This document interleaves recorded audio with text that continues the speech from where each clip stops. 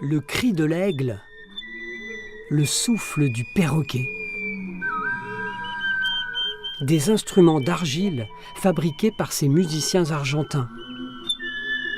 L'orchestre des instruments autochtones et nouvelles technologies s'inspire, selon les traditions précolombiennes, de la nature, des animaux. Un concert à 2 pas de la tombe d'Olivier Messiaen. Olivier Messiaen était fou des autres cultures.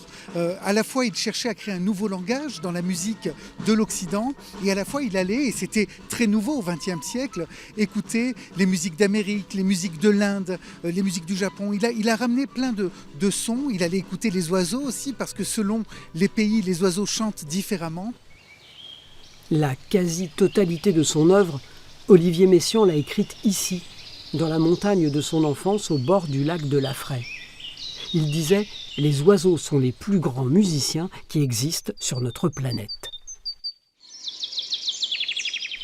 Avant même le lever du soleil, il faisait le tour du jardin pour écouter les oiseaux. Il y avait des petits bancs de bois où il s'arrêtait, où il notait sur son carnet. Il connaissait tous les oiseaux par cœur, Messiaen. C'est incroyable. D'ailleurs, il s'en amusait. Quelquefois, sur sa carte de visite, il n'était pas marqué tous les grands titres qu'il avait, mais il y avait simplement écrit « ornithologue ».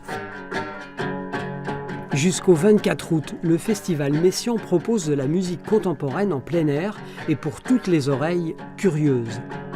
Dimanche matin, ces musiciens argentins joueront au pied du glacier de la Meije, à plus de 3000 mètres d'altitude.